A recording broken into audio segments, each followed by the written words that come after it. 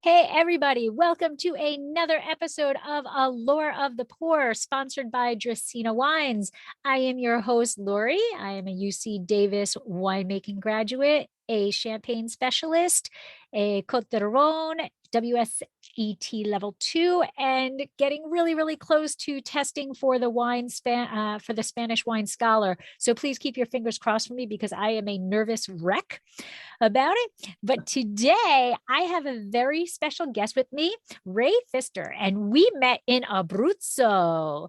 And I'd say we kind of hit it off. I had a great time meeting him and spending a lot of time with him. So we thought we'd carry it on over and, learn about how he does what he does in the wine world. So welcome, Ray. Thanks very much, Larry. Good to see you again. And once again, it was a great trip. It was a pleasure to meet you and a lot of fun chatting with you and great hanging out. Yeah, I had a blast talking to you. Every time like I would turn around and you would be there, I'd be, yay, fun conversation. Yay. Well, that's very kind of you. Same here. It's nice when you find somebody you can relate to. And when you're on a trip with so many people you don't know, it's a cool thing. Right. Absolutely. I agree. So we're going to talk about what you do in the wine world. But before that, I kind of went a little off kilter a bit because, I found out you grew up in Cleveland. So I have to start off with, kind of a little, rubbing or whatever, but Major League. You're a Cleveland Indians fan, right? So the movie Major League, how did that, that rub you the wrong way? Could you laugh at it? Did you not see the movie? Oh, no, I've seen it many times. In fact, ironically, the film was mostly shot here in Milwaukee, where I live now, if you can believe that. Part of the problem is that Cleveland Stadium, the old stadium, was seated about 84,000 people. Milwaukee Stadium seats about maybe 45, maybe 50. So it's easier to shoot in a smaller stadium because it would have been more difficult to make it look full. Right. And the scheduling didn't work as well, as I understand it, that there was a game scheduled and there's no way they were going to make it work. So it's a funny movie. And it's a team that has struggled. I mean, I grew up watching them and it's ironic, a couple of years later, they went to the series twice and 95 and 97, lost both those years, and then against the Cubs a few years ago, lost that year too. But but you hold no grudges, nothing like that. Oh no, I actually had a few friends who worked on the film, and they were shooting it when I just moved here. So and being in the production biz, a couple of friends of mine were doing sound for it. So they're like, hey, they're making a movie about Cleveland here. I'm like, what? Why would they do that in Milwaukee? So totally cool. If you can't make fun of yourself, life's a drag. I agree. And you know what? As a Mets fan, there's a lot to be made fun of. So how did you become a Mets fan? Well, I'm from Jersey. So originally from Jersey. So became a Mets fan. Really big time to this day, even though he's gone off the rails. Lenny Dykstra, he was my man. Wow. I loved him. And in fact, when I followed him on Twitter and he followed me back, it was a very happy day. It was. And he actually still follows me and talks to me. So yeah, it's not just, I'm pretty, the nails. I absolutely love him. Love him because he played like a lunatic. That's how I felt. I felt, look at this. Lenny Dykstra followed me and actually interacts with me. So, well, when it comes to baseball, hero worship's pretty easy. I mean, again, I can think of the players I grew up with as a kid, and there was a time we followed around in the 90s when the Indians were doing really well. We'd followed around my family. We'd go to see them in Detroit. We'd see them in Cleveland. We'd see them here, and we'd see them in Toronto even, because it wasn't so hard to get around all these places. And now they're the Guardians. So I know. It's it is what it is. I'm not a Native American, so I can't be offended by it. But on the other hand, I totally understand how people would be. The name Guardians has a similarity to it. It does relate to the city of Cleveland. If you know the story, it's a very I was going to ask you that. There's a bridge called the Hope Memorial Bridge that spans across the river, the Cuyahoga River in downtown Cleveland. And don't know if you knew this, but Bob Hope is from Cleveland.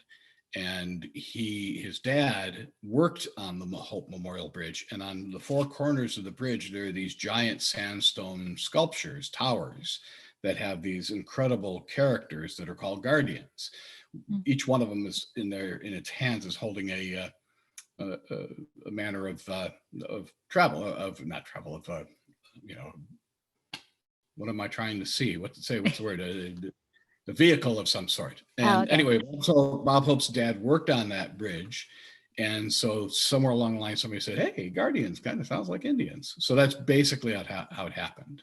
A lot of from to go back to the late 1800s to when they used to be called the Cleveland Spiders. But I think too many people saw that as being creepy. Well, I just can't get Guardians of the Galaxy out of my head. So when they went to Guardians, that's where I went. But I actually love Cleveland. My husband and I went to go visit, and there was gambling, so it was good. B, Christmas Story, like that's just awesome. We walked to the Christmas Story house, did that thing, and C, a lot of breweries. Like, what's not to love about Cleveland, in my opinion? It's a fun town. I miss it terribly. I've lived here for about 34 years. I'll be going back to Cleveland, in fact, next week on Wednesday or Thursday to see family. I love my hometown, but Milwaukee is my adopted town, and I'm cool with it, and I like it here. But I like getting back. To me, it is hand in glove. I go back there, and everything is so familiar. I've been gone so long, it doesn't matter. Instant home, instant memories. It really is. Yeah, it is a big deal to go back. And plus the Rock and Roll Hall of Fame, man. I mean, that's right. How can I forget that? Right. I'm a charter member, man. Ever since, what was it? What year did it open? 94? Can't even remember. I think it was 94 or 95. But yeah. We went in and they had a huge, I don't know if it's a permanent display or not, but the Pink Floyd display, it was like a whole room dedicated to the wall. It's oh my God, we had a blast there. It was a great, we recommend it to everybody. Like, you got to go. What amazes me about it, and I was very lucky, some years ago, I knew the original president. My niece was friends with him. His last name was Stewart, and I'm blanking on his first name. And he was just a super, super nice guy. Got to see some of his personal collection. But what they do, what blows me away is, again, I've been a member for so long. I get back to Cleveland a couple times a year. I go every time I'm back, and they change things with such regularity. And it just like, how do you do that? There was one thing they had a while ago. It was really cool. It was rock and roll pinball machines. They had a whole separate room set up with all these different, they had Rolling Stones pinball machine. There was a kind of a fake-ish Beatles pinball. These were all genuine old machines. They had a Kiss pinball machine. It was really neat. And they had little Hall of Fame tokens you could use to play, but they always do neat things. So right now they have the Beatles Get Back exposition. And, you can't see it behind me, but I have a lot of Beatles stuff. Beatles fan. I'm kind of, I'm more of a diseased collector than a fan. All right.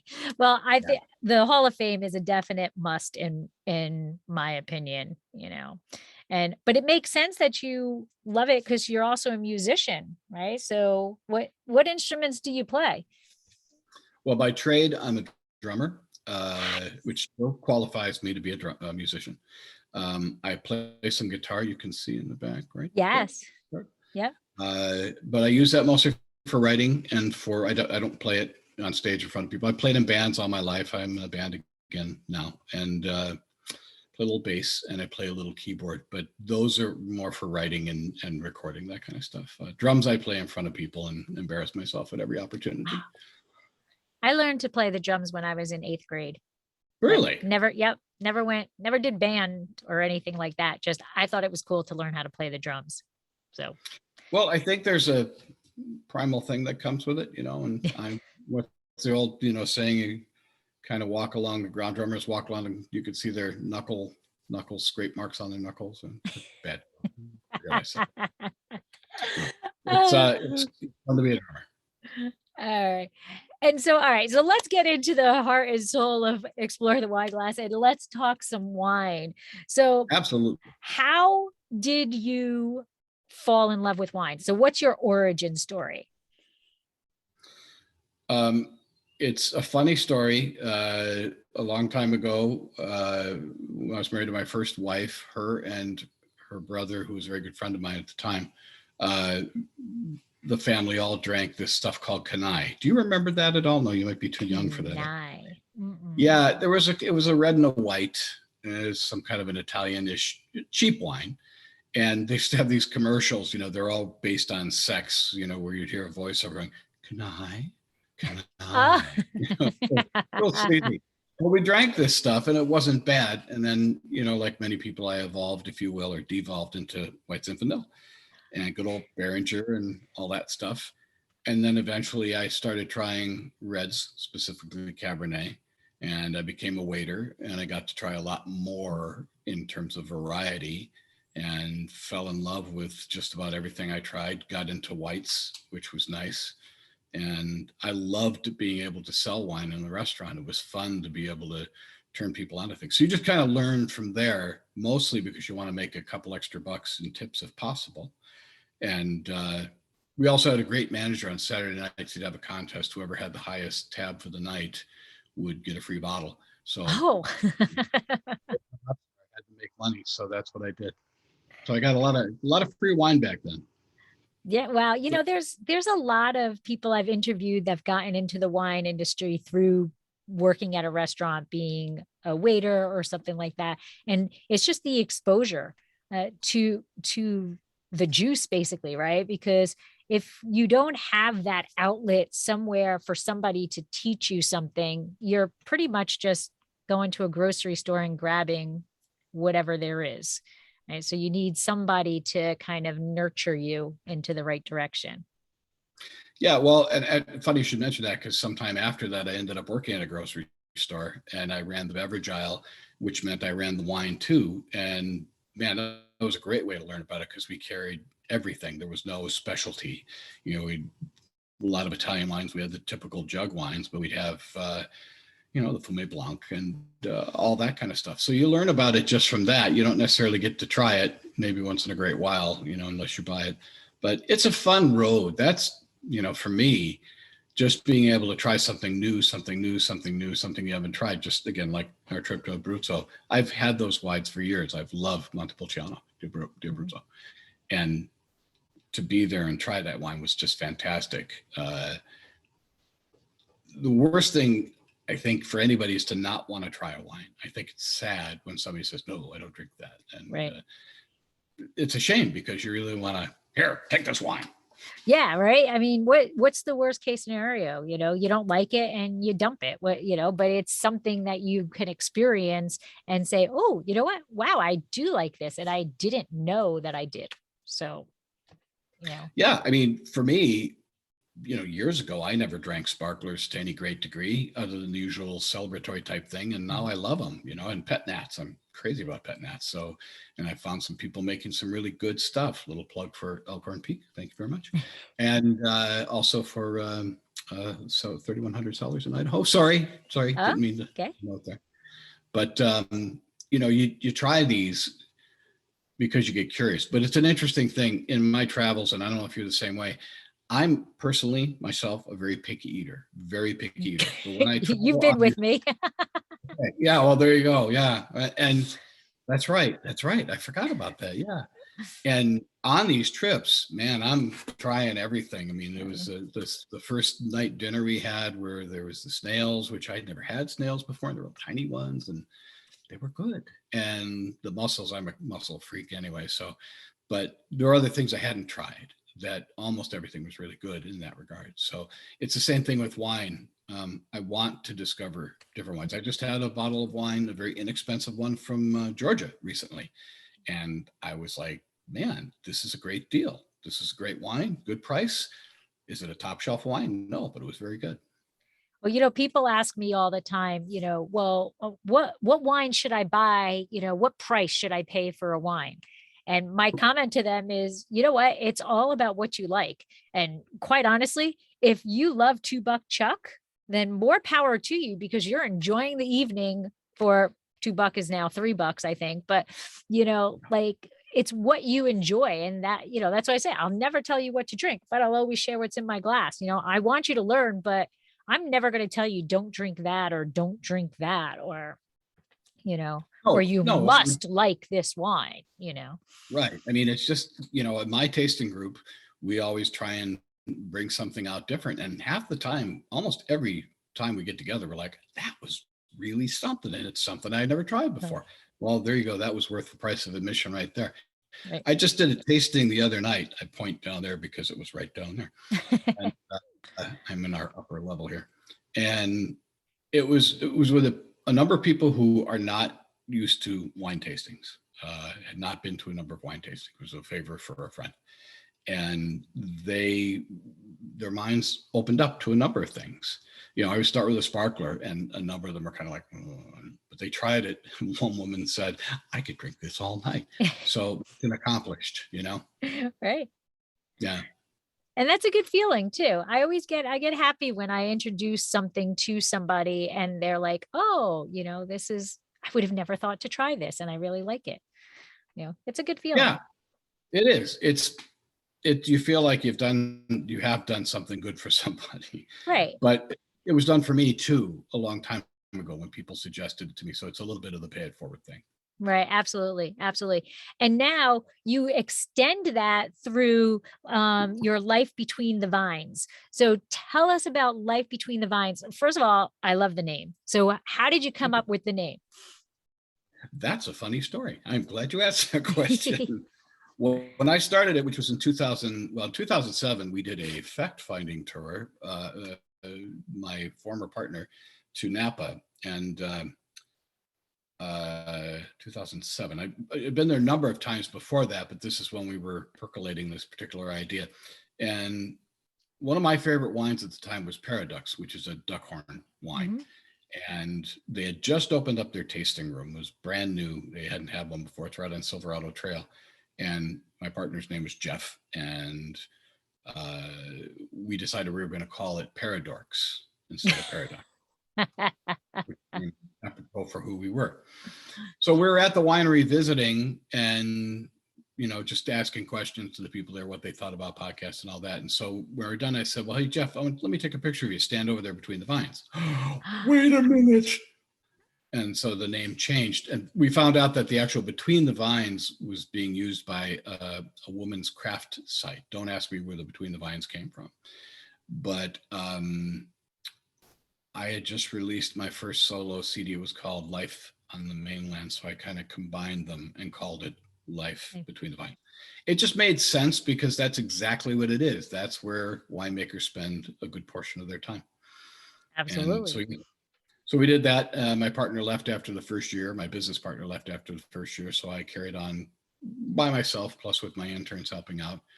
And now we are the longest running wine podcast online.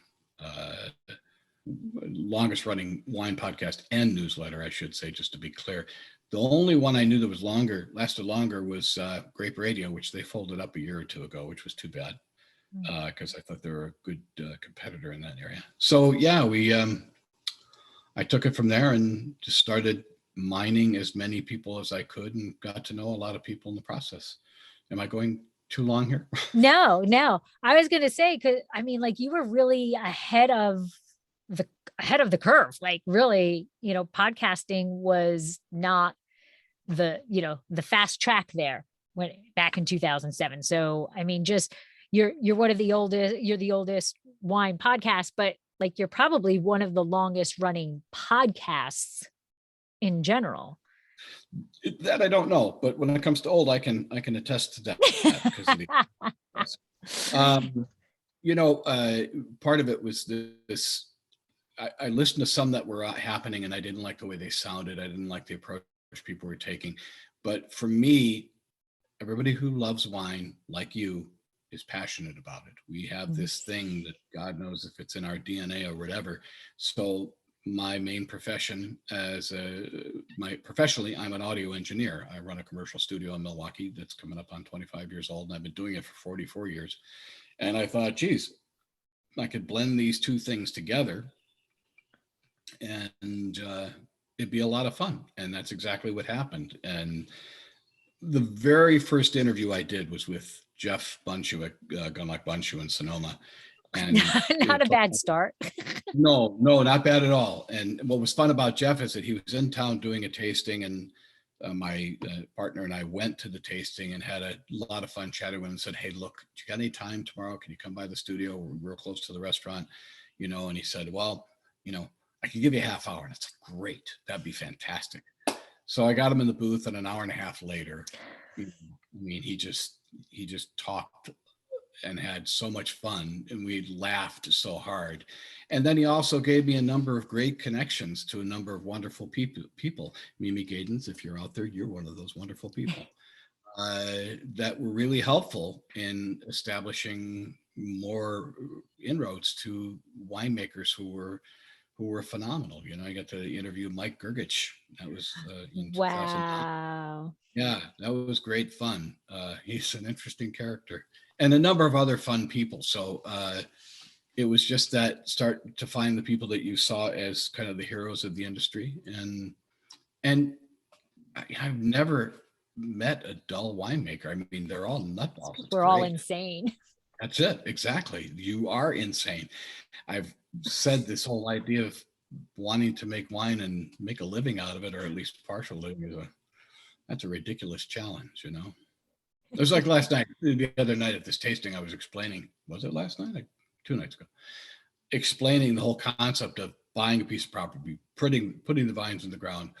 And if you're doing something like Cabernet 7 years later, give or take, you know, you're maybe able to make your first payment to the bank. And of course, it doesn't happen that way, but it's a scary thing to do. So kudos to you, really. I mean that very sincerely. It is a very long turnaround time. It is a very long Yes, it is. turnaround time. But if So you guys didn't do it, we'd have nothing to drink. that is true. That is true. We try to turn those moments into great memories. You know, you need a bottle of great wine with it. But Well, and you know, just a quick aside, there was a recent article where one of my heroes, David Ramey, who I also regard as a friend, made that very statement about being with people being one of the most important elements to wine is, and we've all talked about this. You sit there and you're, whether it be a Pinot, whether it be a Chard, and after an hour or two, all of a sudden, man, this is different. This is changing, and it's a gas. You're yeah. just loving that. So that's a big part of it, I think. It is a living thing. It evolves in that glass, definitely evolves. And it's tied to so many, other stipulations, you think good and bad, but like you think, we went to a wine trip, and I will not say the region, but we went to a wine trip, and everybody was super nice, and it was very kind of early on for us. And we just had a good time on the trip. Like it was just a fun trip. And we brought back quite a bit of wine. And then when we got home, we tasted the wine and we were like, oh, why did we buy this? Why did we, and those bottles kind of got given away to other people or whatever. So like the atmosphere in which you're tasting the wine, the people that you're with, all of this adds to the dynamics of what that wine is. And it's kind of like a sponge somewhat, in that a bottle of wine can just absorb everything that's outside of it as you're consuming it. And as it's in your glass, it's absorbing the conversation, it's absorbing the food, it's absorbing the laughter, everything that's going on. And all of those trigger memories when for a later time. And, it all ties back to that bottle. I completely agree. It is that connection that people love. Yeah. And remember. I mean, many people remember their first time. I can remember actually one of my very first wine tastings. I did a road rally, and this was, it was back in the 70s, where it ended at a winery. And it was just all this group of people. It was a crazy rally, and it was just fun. So there you go. And it's a memory that brings back happiness, and leads to further exploration of wine in different avenues. So it's always evolving in the bottle, in the glass, and in your in your mind to get you to learn more. Right. And in the beginning, when I first started going out west to Napa, other than wineries in my home state of Ohio, there's some great Pinot being made in Northeast Ohio. Going to different wineries and then visiting Napa and Sonoma. And then, of course, you become a maniac and start joining every wine club you can think of joining. What's that all about? I belong to what is now Inglenook, which used to be Niebaum Coppola, then became Rubicon. And I actually stayed with them for 10 years and earned myself a 12-bottle chiller, which was really like, wow, they sent that to me. Wow. Yeah, that's still down in the cellar with my other chillers. So did I say chillers? Wow. Yeah, that was really a very cool thing to do, because it did make you want to hang in there. And unfortunately, I think I left after finally 12 years, but you got your chiller and ran. Yeah, that's exactly what happened. Yeah, it was, the nice perk. So yeah, absolutely. Yeah. So of all of these winemakers that you've done, because I think you're 400 and some odd episodes coming up on 500, but I've interviewed 500. But I've interviewed over 1,200 winemakers. So 1,200 winemakers, right? Because some of your episodes have multiple winemakers, like in Abruzzo, you spoke to several people. Yeah. Who is, if you're comfortable saying, like, who stands out the most in your brain for just a fun person, just a laugh a minute type person that stands out in your brain as, yeah, that was a good, funny interview. That was a lot of fun. There's not enough time. In the beginning, and still to this day, because I'm traveling to do these interviews, obviously during COVID, I had to put that off for a while. I would do an interview, I'd pack my gear up, and then I'd sit there in the car and I go, I'm not going to do another one like that again. That was just phenomenal. Then I would go on to another interview and it was even better. And it continued that way. Not to get into a side story, but there was a time I was in Sonoma years ago. I had 3 interviews or 4 scheduled for the day. It was 4. And the last was at a restaurant. 2 wonderful people. For those who might remember, it was Zazu Restaurant and Farm, which unfortunately does not exist anymore. John Stewart and Dusky Estes. And they were my final interview that day, and I was bushed. It was a reasonable drive to get to there from where I was at. And I was just tired. And I'm thinking, geez, I get there and they had a rough night because the night before their phone service went out. So they couldn't process credit cards, which really hurt bad. And they were dealing with that as well as doing a sit down interview with me, which they did, even under those circumstances. And I remember a third of the way into the interview, the phone guy showed up and Dusky was on him fast. We had a great interview. I sat at the bar at the end of the night. I had a fabulous meal, talked to some fabulous people, and I left there on a high. It was just like, man, I get to do this. This is crazy. So, there's a lot of people. I mean, one of my closest friends in Napa is a guy named Henrik Poulsen. He makes a wine called Release, and he's worked for a number of different wineries. One of my favorite people to talk to, winemaker he worked with, Jean Hufflicker. I know, John, I probably got it wrong again. Great guy. Jean-Charles Bousset, one of my favorite, just a maniac, wonderful guy to hang out with, and a huge supporter of the podcast, just in terms of spreading the word. I mean, there's just so many people I could go on. David Ramey, one of the nicest and funniest guy. He just cracks me up. Pam Starr, Crocker and Starr. I think you and I talked about her. Yeah. Pam is she's just rock solid. She's hilarious, and she'll tell you the truth, which is something I really admire. So, and that's almost unfair to name these people because there's so many fun people. Right. This is what keeps me doing it. Is I enjoy every interview, and I've gone back and many of them I've interviewed a second or third time. So. Yeah, I wasn't much. The only regret I have is not getting Robert Mondavi. I started the year he died, and I know I would have gotten an interview with him without any question, because he was so geared towards, the press and publicity.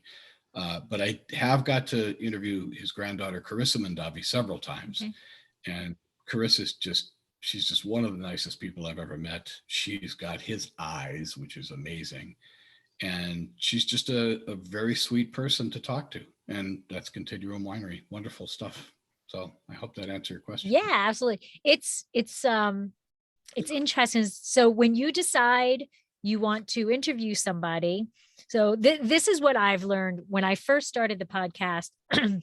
I would be like, oh, I can't ask that person. Like, this is a rock star to me. I can't ask this person.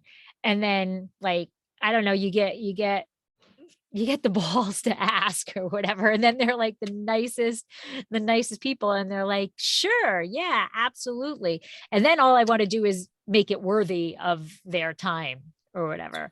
So, like, when you first started almost 500 episodes again, were you nervous about asking people to interview them? Like, did you think, like, not so much, but like, I'm not worthy of their time. They're not going to want to waste their time with me. And then how do you feel now? Like, are you like, yeah, come bring it on? I don't ever want to be jaded. That would be a curse. I'll say this much, this is kind of an irony for me, is that when I was in college, which I did not finish, I was a journalism major, which is ironic because one of the things I had to do was, go to places in the school like the cafeteria or whatever and do cold interviews with people. And when I was in college, I'm very proud to say I got to interview Alan Arkin, which was wonderful and great because it was very hard to get a question in because there were other major reporters in the room and I was not a major reporter. So you just develop kind of a thing about asking questions. I'm sure you're the same way. And maybe it's a little bit of a wall at first. So when I started, yeah, there's a bit of it. I think at events, it's a little harder to get started, like at Premier Napa Valley, which I've been to about a dozen times.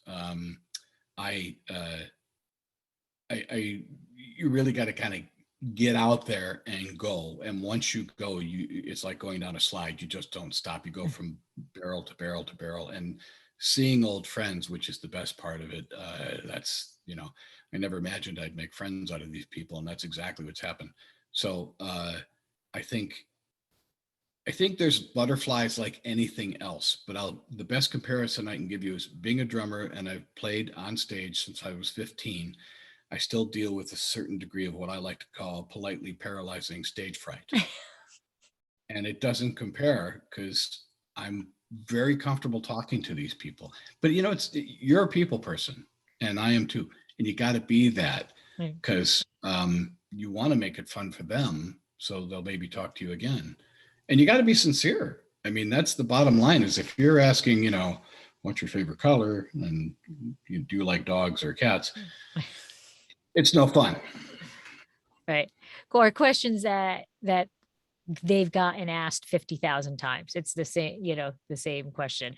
I mean, I always do start off with the origin story, which every winemaker has been asked every single interview. But right. The people who are listening to my podcast don't know their origin story. So we try, you try to come up with different angles that are your personality to their personality.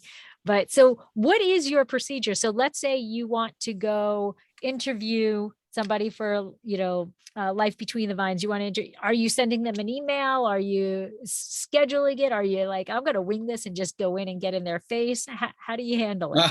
Or all of the above?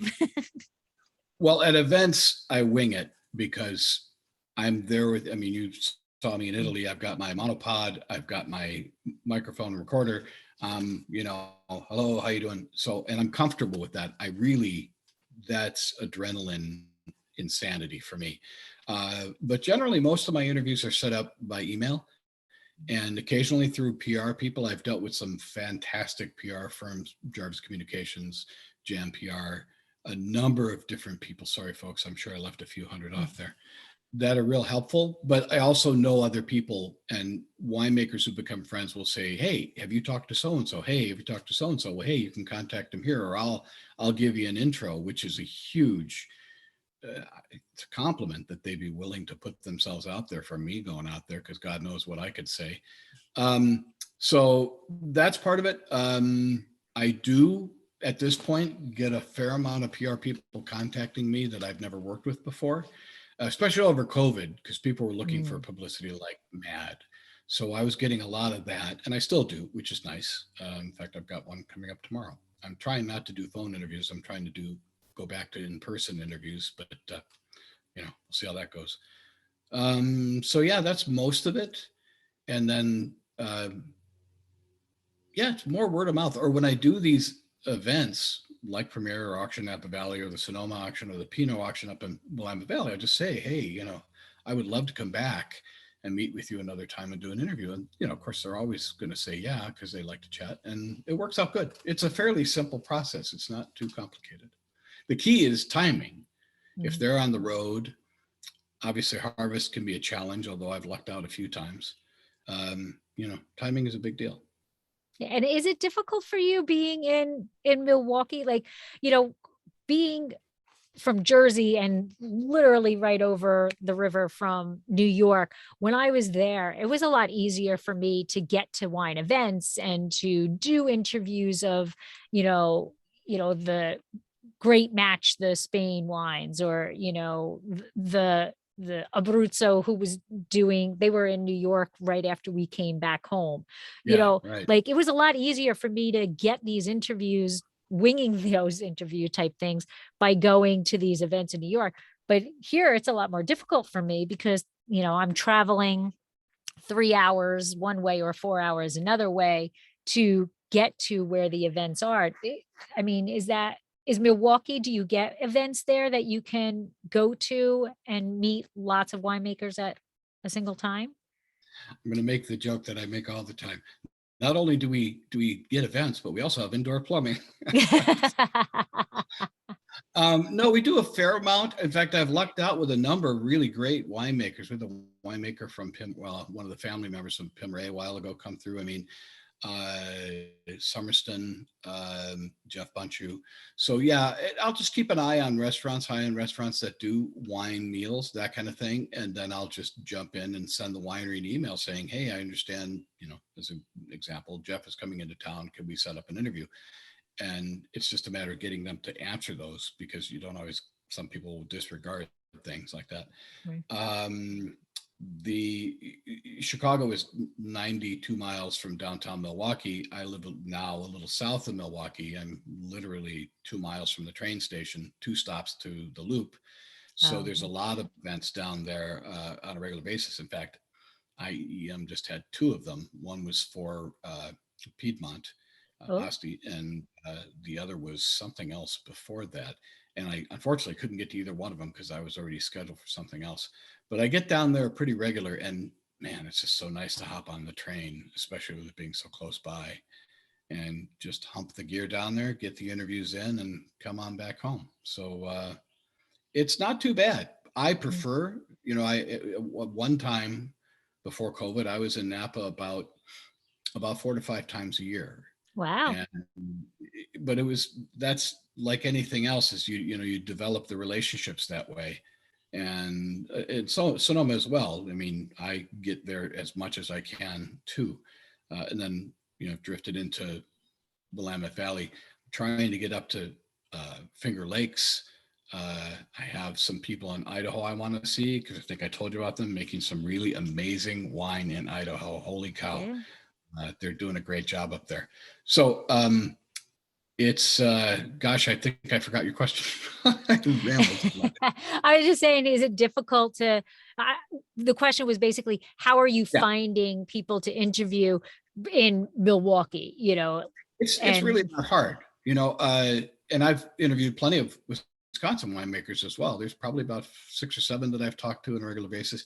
Heck, even a while ago, I live on a horse farm. My girlfriend is a horse trainer, and it's a really fun place. And we had a neighbor that lives about a mile away, as the crow flies, and he was picking up some of our manure, because we have a lot of manure. Let me tell you, folks, you need manure, we got some. And my girlfriend tells me, hey, this guy Chuck, he's a home winemaker. Why don't you interview him? And I'm like, why not? I'm not a snob. So I went over his place, and the guy, he and his wife are like both green thumb people. They grow everything you can imagine. Most incredible amount of cherry tomatoes I've ever seen. And he's got 2 rows of whites and 2 rows of reds. And we did a great interview, and he doesn't sell it. He makes it for himself. He gave me a bottle of his white, and I was like, wow, this is a darn fine white. I was very impressed by it. So, kind of falls into that don't ever be a snob category when we're talking about tasting different things. So overall, no, it's not that hard. And whenever I go back to Ohio, I'm hoping to grab 1 or 2 interviews if I have the time when I go back, but it just depends. I think once you get established, to me, the biggest ego trip is when you say, hi, I'm Ray from Life Between the Vines. Oh, I've heard of Life Between the Vines. I'm like, oh, thank you. I know. In Abruzzo, we went to a winery, and the winemakers there were walking under the parals, and which is the wrong name because they don't call it parals in Italy.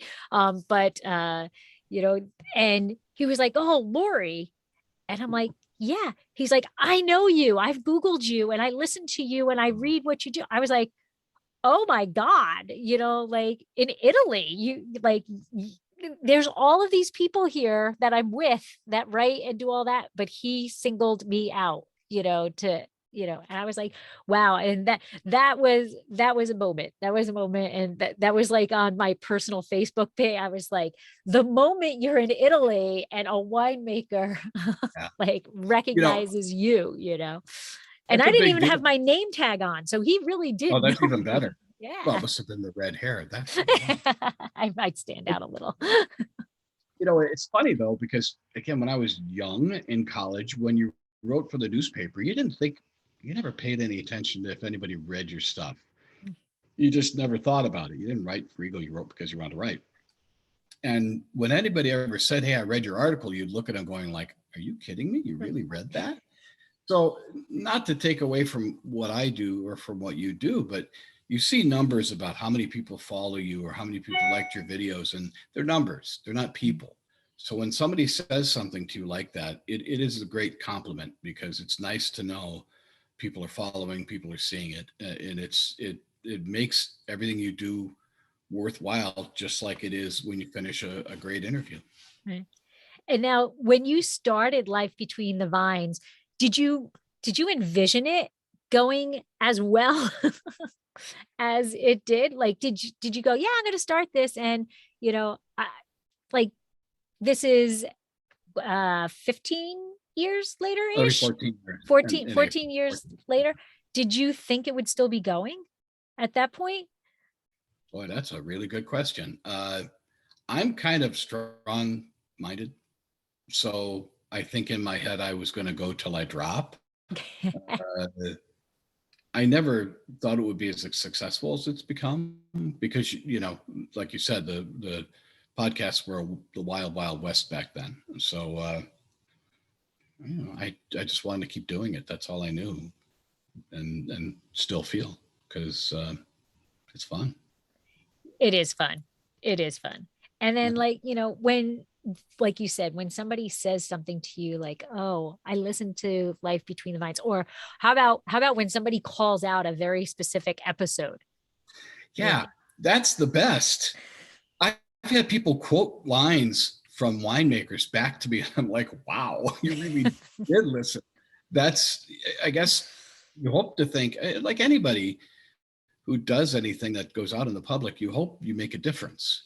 I taught audio uh, production for about four and a half years. And you hope that one student stays and makes a living, or I've had tons of interviews interns at my studio over the years. You always hope that one of them will go through. Well, actually, a number of them are still in the business, which makes me very happy. So it's the same kind of thing. People are listening. I got to keep doing this. I got to keep informing people. I think the key though goes back to your comment before about questions. To come up with interesting, unusual questions. without stealing from other people, other interviewers. You really want to be as original as you can.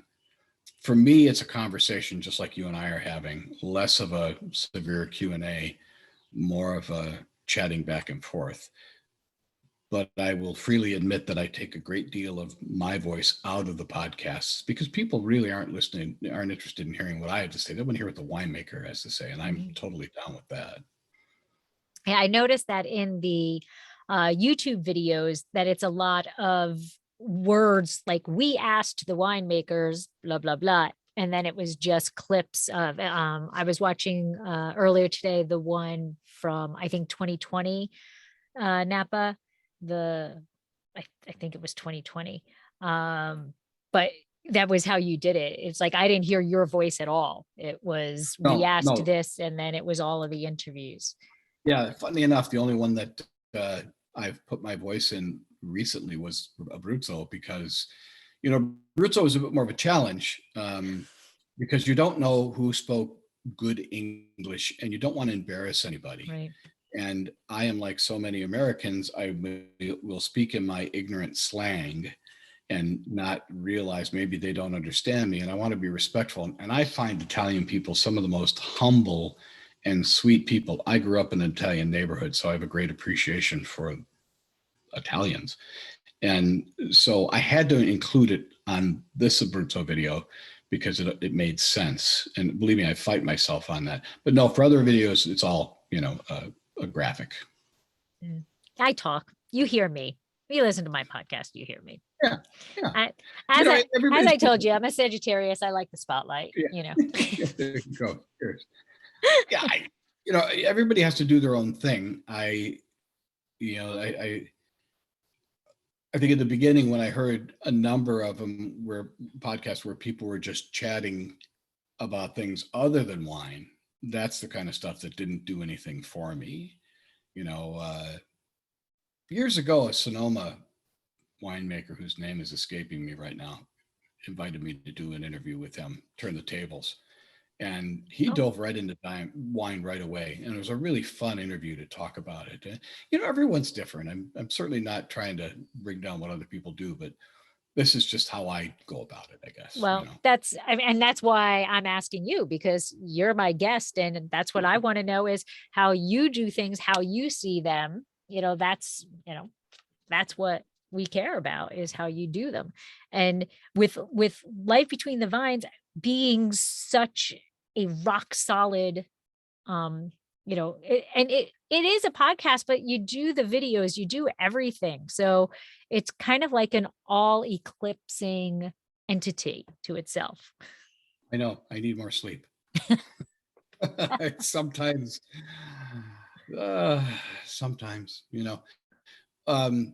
it's a lot of stuff, and there's a newsletter that goes out with it, and it's a lot of stuff.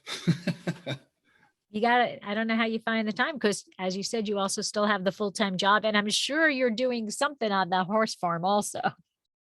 No, believe it or not, I'm not. I'm not a horse guy. That's my girlfriend. She is a expert trainer who has gone through over the last few years some extra training on her part, and through a guy that we did some videos for, because I occasionally shoot videos for clients. And she's amazing working with horses. Her whole thing is what's called natural horsemanship, where you're not being cruel to the horse. It's thinking how the horse thinks. It's all about the horse and almost psychological. It's fascinating to watch her work with these horses and get them to calm down without being cruel to them. But a form of cruelty to a horse would be me riding one. We've had many friends since I lived in downtown Milwaukee for 22 years. And then I moved in with her, and friends have said, "Hey, Catherine, when are you going to teach Ray how to ride a horse?" And she says, "Never." And they go, "Why?" "Because he'll kill himself." Well, I love horses. I have so do I. adored horses, and I would be riding all day long if I was there. I think horses are fascinating because I love looking at their eyes. They're so attentive. They're very sweet creatures. and they would kill you without thinking twice about it because they're very big. So I Gotta have a great respect them. respect. Yeah, yeah. So no, and I, I how would I have time for horses? I'm spending my life editing, for God's sake. It's either that or the band are going to work or hanging out with her, or uh, there's a lot that goes on around here that I occasionally help out, but they do the bulk of it. All right, so back to Life Between the Vines. Yeah. When you edit, what's your mindset as you're editing? Is it I video this, I record this, and I'm already editing in my head, or are you recording everything and anything and then sit down and say, I'm going to edit this? Nope, got to edit that out. It's refined itself over the years. When because I'm doing both audio and video. When I'm, let's say, for example, I'm in, Sonoma. I've got my camera set up. I'm rolling on everything. I'm rolling on all the audio, but I keep the interview to a certain length because I've learned the length is a big deal. I do podcasts for a lot of my clients. I do probably about 6 or 7 other podcasts, and length is a big deal. Too long, and you're going to lose your listener or your viewer. I do edit as I talk to people. It's how my squirrely brain works. I see it in my head. I see sound in my head, and it's both a blessing and a curse. So I hear things that I got to make sure that gets in the interview. So I'll cut. I don't run a solid interview. I cut out ums and ahs. We talked about that on the plane. I don't want anybody to look back at what they listened to and feel embarrassed because everybody ums. I think I've probably ummed about 5,000 times already. And there we go, right there. 5,001. Yeah, literally. And then video, the videos are shorter. I only run about between 5 and 10 minutes for each video. The footage is gold for me because I've got tons of footage that I've never used, but I have gone back and used it for other purposes, repurposing it. So that's a real gold mine for me. I've got a hell of a catalog. It's really scary, and it's a lot of craziness keeping track of it. On Monday, we run the full audio podcast and a video, and bear in mind, 2 years with no videos because of COVID. And I don't do the FaceTime thing for video. All due respect. And then on Thursday, we run what's called Vino Lingo Video, which is wine words defined by the winemakers, and that's exclusively video. This Thursday will be kind of a music-y video thing to the Abruzzo stuff. It'll be like part 2 to today's video. So that's how I do those.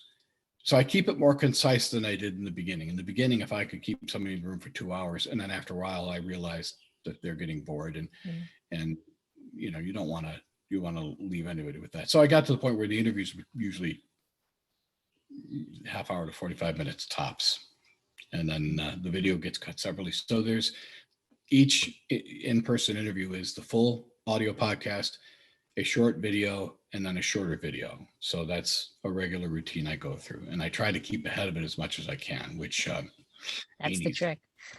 That's the trick. Yeah. So how can people find Life Between the Vines? How do they find you? Social media, website, start, best place to listen. Sure. What do they do? Well, we have a website, which is lifebetweenthevines.com. That is lifebetweenthevines.com.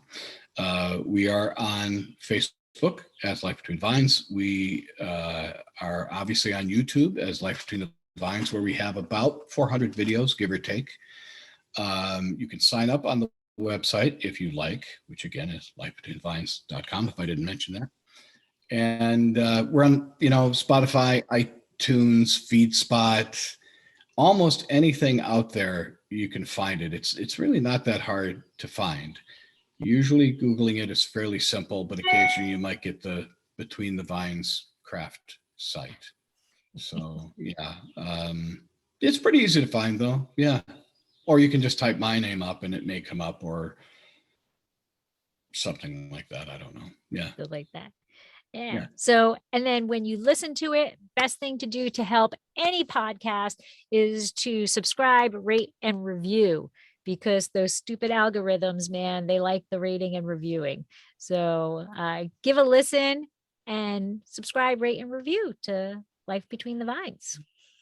Yeah, the likes are a big deal. And back to what we said before, when you look at, in my case, my YouTube videos the most, I see the likes on them, and you know, I just love it. It's great. I mean, when I get into the thousands, I freak out over something like that, because we're not doing cute kitty cat videos, kitten videos, where they get a million hits. So this is a little more specific. So yeah, it's a big deal. It really helps all of us podcasters out to like and spread the word, please. Yes, yes. Well, Ray, thank you so much for joining me. And it was so great to see you again. And I hope we get to see each other in real life again soon. Maybe on another airplane somewhere. That would be nice. But it was great to see you again. And thank you for coming and sharing everything about Life Between the Vines. Thank you very much. I totally enjoyed chatting with you, and I've enjoyed chatting with you every time we do. I love your passion, and I look forward to doing an interview with you for our podcast. So Oh, thank you, Lori. A real well, pleasure. thank you. And I only have water, but it is, I cannot end an episode without saying slancha. So I didn't say it was water inside there, did I? I'm just kidding.